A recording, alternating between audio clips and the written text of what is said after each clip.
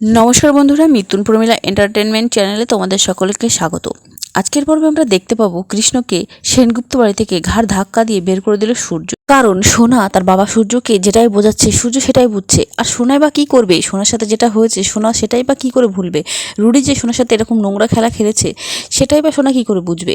ওদিকে কৃষ্ণকে ভুল বুঝে সূর্য এমন মারে কৃষ্ণকে মেরে বাড়ি থেকে বের করে দেয়। রূপা বলে, বাবা তুমি এটা ঠিক করছো না, ও কোনো দোষ করেনি। তখন কৃষ্ণ বলে, আমি কিন্তু সোনাকে কোনো SMS করিনি, কিন্তু সোনা আমাকে SMS করেছে। সোনা যখন তার ফোনটা দেখায় সবাই কৃষ্ণকে ভুল বোঝে।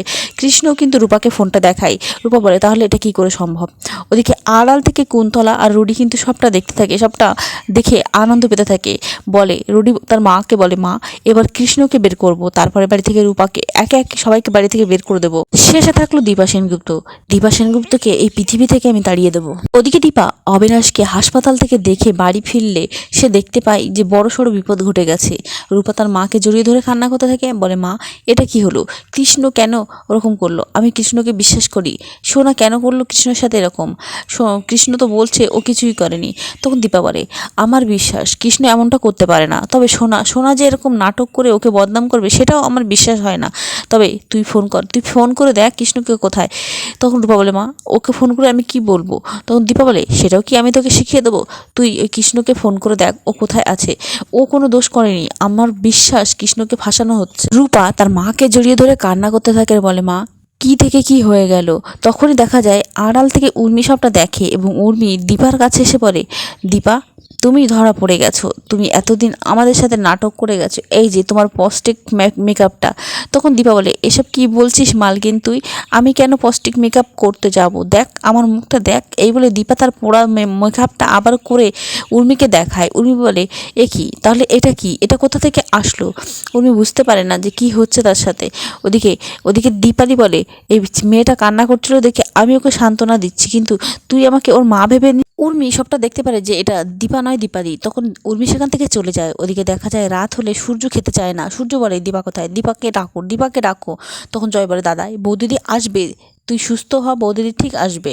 ওদিকে রূপা কৃষ্ণর কাছে যেতে পারে না। কৃষ্ণর কাছে যেতে গেলে এই সেনগুপ্ত বাড়ি থেকে তাকে বেরোতে হবে, কিন্তু সেনগুপ্ত বাড়িতে সবাইকে এভাবে ফেলে রেখে সে যেতে চায় না, কারণ তার বাবার উপরে অনেক অন্যায় হচ্ছে, অনেক অপরাধ হচ্ছে। তার বাবাকে ওষুধ খাওয়ানো হচ্ছে, ভুল ওষুধ খাইয়ে তার বাবাকে অসুস্থ করে রাখা হচ্ছে। সেটা তো সে কিছুতেই হতে দেবে না।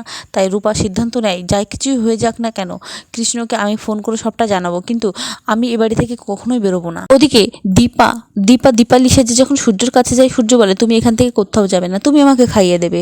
ওদিকে দীপার কাছেও ফোন আসে যে অবিনাশের শরীরটা অনেক খারাপ হয়ে গেছে, কিন্তু দীপা বুঝতে পারে না সে কী করবে। দীপা একবার ভাবে যে আমি যদি ডাক্তারবাবুকে ছেড়ে চলে যাই তাহলে বাড়ির যা পরিস্থিতি, আমি যদি এই বাড়িতে ফিরতে না পারি।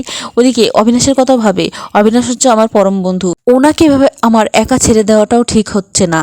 ওদিকে দেখা যায় উর্মি যখন রাত্রে খাবার তৈরি করে ঠিক তখনই কুন্তলা সেখানে আসে এবং উর্মিকে বলতে থাকে, তুমি এখনো ভুল করছো, ও দীপালি নয়, ও দীপা।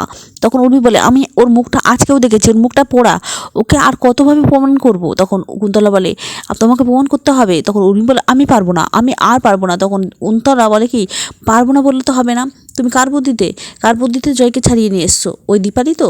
দীপা এই বুদ্ধি খাটিয়ে কিন্তু জয়কে ফিরিয়ে নিয়ে এসছে। কুন্তলা উর্মির যত কথোপকথন সব কিন্তু আড়াল থেকে ছোট্ট লাবণ্য শুনে ফেলে। ছোট্ট লাবণ্য ভাবতে থাকে, তাহলে ভালো মা ফিরে এসছে, এবার সব কিছু ভালো হবে, আর আমি ভালো মাকে সব বলবো যা কিছু আমি নিজে চোখে দেখেছি। অন্যদিকে দেখা যায় রূপা যখন একা থাকে ঠিক তখনই দীপা সুযোগ বুঝে রূপার কাছে যায় আর রূপাকে বলে, রূপা তুই কেন এভাবে ভেঙে পড়ছিস? তোর কি বিশ্বাস নেই কৃষ্ণের উপরে? তখন রূপা বলে, মা আমি কি করব? আমি সোনার ফোনে দেখেছি কৃষ্ণের ফোন থেকে যাওয়া মেসেজটা, আর সেখানে স্পষ্টভাবে লেখা রয়েছে যে সোনাকে সে বাগানে রেখেছে, কিন্তু কৃষ্ণ তার ফোন থেকে সোনার মেসেজটা আমাকে দেখায়নি। আমি কি করতাম বলো তো মা? তখন দীপা তার পুরনো স্মৃতিগুলো ভাবতে থাকে, যখন সোনারূপা তার গর্ভে ছিল সে ভাবতে থাকে যে সূর্য তাকে কিভাবে অপমান করে বের করে দিয়েছিল। সূর্য প্রমাণ করতে বলেছিল এই সন্তান তার, কিন্তু দীপা সেই প্রমাণ করেনি, সে কোনো অগ্নি পরীক্ষা দেয়নি। দীপা বলে, রূপা সব কিছু চোখে দেখা জিনিস সত্যি হয় না, তুই কৃষ্ণের কাছে ফিরে যা, কৃষ্ণকে ভুল বুঝিস না। দীপা বলে, আমার পুরো বিশ্বাস কৃষ্ণ কিচ্ছু করেনি, এমনটা তো আমার সাথেও হয়েছিল, তুই ওকে ফোনটা কর। রূপা যখন কৃষ্ণকে ফোন করে তখন কৃষ্ণ কিন্তু নিজের রুমে একা বসে কান্না করতে থাকে, এবার ভাবতে থাকে, রূপা তুমি আমাকে অবিশ্বাস করলে। রূপা তখন ফোনটা করলে রূপার ফোনটা সে ধরে না। দীপা বুঝতে পারে এইদিকেই সূর্য আসছে, তখন রূপা সেখান থেকে চলে যায়। ওদিকে সূর্য বলে যে আমি এখানে থাকবো না, চলে যাবো। তখন দীপা বলে, এ কি বাবু তুই এরকম কেন করছিস? তুই বুঝতে পারিস না এই পরিবারে তোকে দরকার? মা বলে তোর সোনা বিটি আর তোকে তো দরকার। তখন সূর্য বলে আমার কাউকে দরকার নেই, আমার কথা কেউ শোনে না। তো বন্ধুরা, কি হতে চলেছে অনুরাগের ছোঁয়া সিরিয়ালের পরবর্তী আপডেটগুলি সেটা জানতে হলে আমার চ্যানেলটি সাবস্ক্রাইব করে আমার পাশে থাকো। ধন্যবাদ।